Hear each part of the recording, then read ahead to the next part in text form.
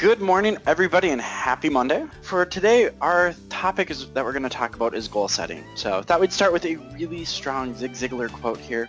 A goal properly set is halfway reached.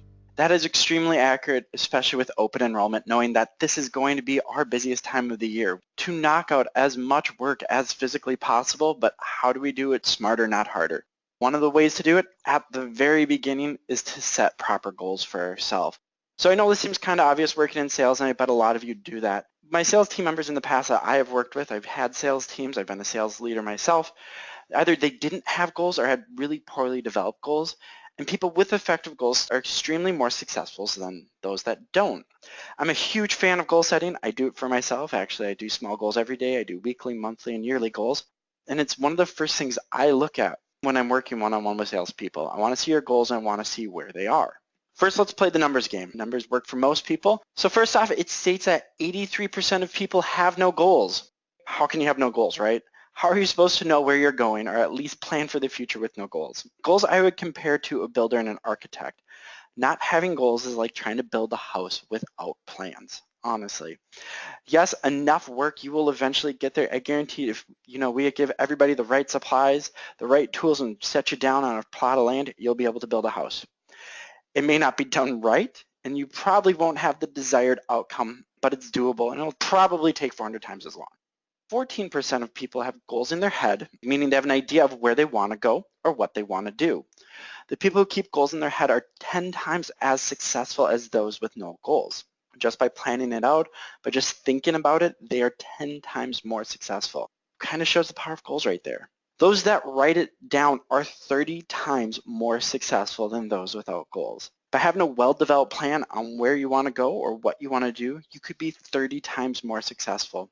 But again, only about 3% of people do it. I was out with some friends and I actually wound up kind of asking the people who I was out with, who has goals? Everybody kind of had a goal. I'm like, okay, so who's actually sat and thought about their goal? About 2 people did. Like, who has their goal actually written down? And the most successful person out of our group says, yeah, I have my goals written down. I keep them under my keyboard. I look at it every morning. Well, kind of proof for what we're talking about here. Now, as far as goal setting goes, I will say a lot of us have tried. Actually, the numbers say about 42% of people will try to do goal setting. Of those 42%, over 70% of those will quit within 15 days. So there's more than just writing down a goal. There's also constant work at a goal that needs to be done on those. There's a quote in Alice in Wonderland there by Lewis Carroll that I think is one of the most accurate representations of why you should do goals. It actually comes when Alice is walking and she hits a fork in the road and she encounters the Cheshire Cat, who asks Alice where she wants to end up. Alice answers that she has no idea where she's going, and the Cheshire Cat replies, in that case, either fork will do. So if everyone has a successful idea in their head, it doesn't matter where you're going. You actually have to sit there and plan for it. So let's start off with a few tangibles here.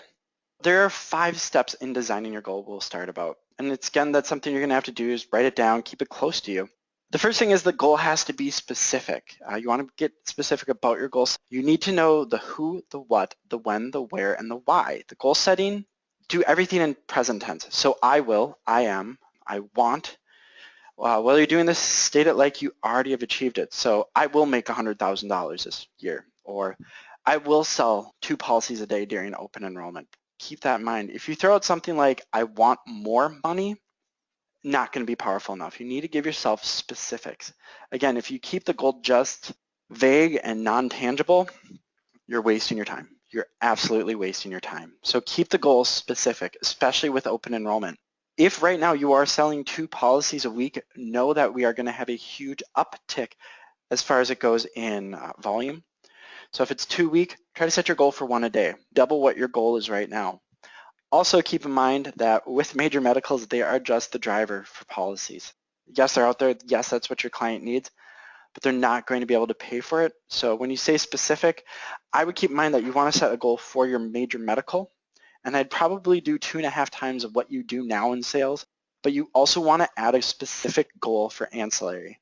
Some people like to do dollar amounts.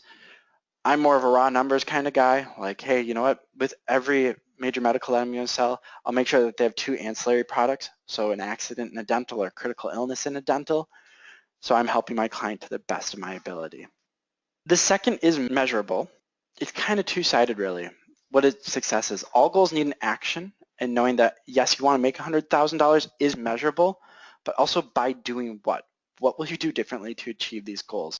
Goal setting is not saying I want something. That's called wishing. It's about creating an action plan that you're going to look at to get to the end. So you want to make $100,000 to help make more money for a down payment on a new house by getting that new California license and getting 3 new sales from it in a week. That's a good goal. What is it exactly that you want? How are you going to do it? So you're going to do it by getting that new license in California, which will open you up to new leads, which will help increase your sales by 3 sales a week. I have a really, really good friend who is the queen of setting goals. But because of that, it's now her new weekly hobby. Every Monday she sits down and she sets new goals for herself, but she doesn't stick with them. So it's kind of painful. You need to run hard on your new goals. The first week, remember that after 15 days, most people quit. So yes, you need a measurable goal, but you need to stick with it. So you have actionable, right? So we talked about having it measurable. So giving yourself numbers, being specific, so probably doubling to 2.5 times what your production is now. Measurable, actionable too. How are you going to do it? Are you going to be doing more effective follow-up? Are you going to be going through and working with a new client base, making sure that they have the ancillary products? Are you going to create yourself little email templates that you're going to send out to clients who already have products? Personally, if you have clients that you have sold major medicals to in the past, one of your actionable items should be follow up with them. Because of the way open enrollment works, it's basically like you're writing a 12-month short-term to them every year. They can switch plans, call up, see how it's working, see what they do. If you can get them to switch plans, you may be able to help them with their ancillary products as well. With actionable as well, you need a how and a date. So go through, set yourself the how, go through, make it an actionable. I mean, honestly, one of the things you want to say is I'm going to follow up with my clients beforehand. That's a really good action item to help increase your open enrollment sales. Start testing the water, start creating your own leads that way as well. You already sold them, they're already yours. You don't want someone else to snipe in and take them.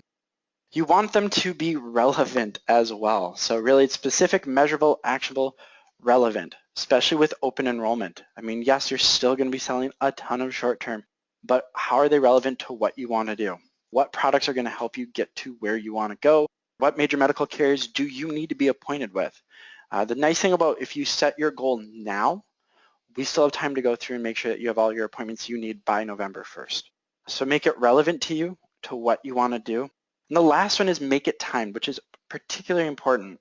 So with this one, when are you going to set yourself dates to take a look at what's going on? So are you going to say, I'm going to keep myself to a weekly time goal, I'm going to keep myself to a monthly time goal? Timed is when are you going to check in on yourself? So with it, set yourself a number amount, how you're going to get it, what are you going to change? Yes, we're going to be busy, but it'd be great to be busier, right? So yes, I want to be busy. I want my phone off the hook. I'm really looking forward to having those nonstop 40-hour work week calls where I'm just hang up my phone, another client comes through, hang up my phone, another client is there. But how do I know that I'm actually making a difference? Make it timed. Make sure you stop and you check back in on yourself, because if you set a goal without any of that, you're honestly just wasting all the time you spent on it that you could have been talking to a customer. So we have one more thing to talk about with goal technique, but as far as it goes, keep in mind, make it SMART. I mean, it sounds stupid, but that really spells out SMART. So specific, measurable, actionable, relevant, and time-based. Those are very important. So it needs to be written. That is one of the most important things. A lot of people say, hey, I have a goal and I'm going to keep it in my head. I mean, I've worked with people who have been in insurance for 20 years and they say that to me. I'm like, that's great. But you need to have it written down. That is the most important thing. Writing it down and keeping it close to where you work, this is something that you should be able to look at every day to help motivate you. I actually have my goals written on a whiteboard because I get really excited when I achieve them. So for me, it's one of the things that I drive, like here's my goal, here's my sales goal. Once I get that done, bam, I get to erase it and I get to start myself over for a new one.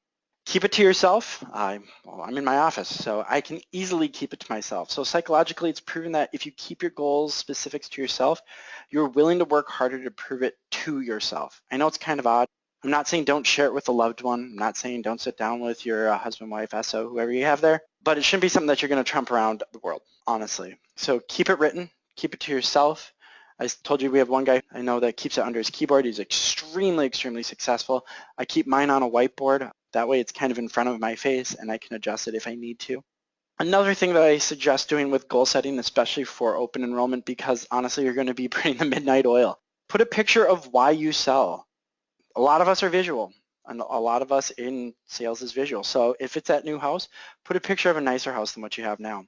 If it's a new car, put a picture of that car. If it's more money, hey, I've had actually my most successful agent, he used to have just really bad picture of just stacks of money. It was tacky and horrible. It worked for him.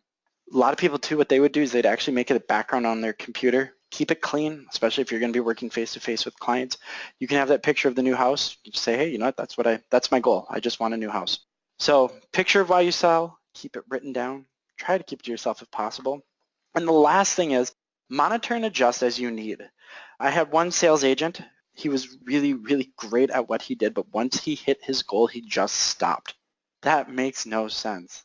We get paid commission. That is what we do. We want to sell as much as possible. So with these goals, that's the reason why I keep it on a whiteboard is monitor and adjust. Hey, if your goal is to sell 2 policies a day and you've already hit your 2 a day and you've been doing that really easy, adjust it to 5. Some people also believe in making your goal and then making yourself a stretch goal as well, saying, hey, you know what, my minimum day is 2. My stretch goal is really 5. I want to sell 5 policies a day and everything counts as 1. So dental is going to count as 1, an accident's going to count as 1, a critical is going to count as 1. My goal a day is just 5 because I want to save up for a down payment on a new house. My goal is almost always, if it's money-based, is going to be to travel. Hey, my goal is to do 20 sales a day because I want to go stay at the Hilton in Bora Bora. That is a realistic goal that I've set. It's easy to achieve as long as you have it written down and you monitor it as needed. So keep in mind, make those goals smart, write them down, keep them to yourself, picture of why you sell, and monitor and adjust them. So we're going to end with goals begin with the end in mind. As we talked about, you want to set your end in mind. You want to work backwards on the how. A goal properly set is halfway reached. How are you going to actually get about what's going to make these goals attainable? Goals begin with the end in mind. Make it a good Monday.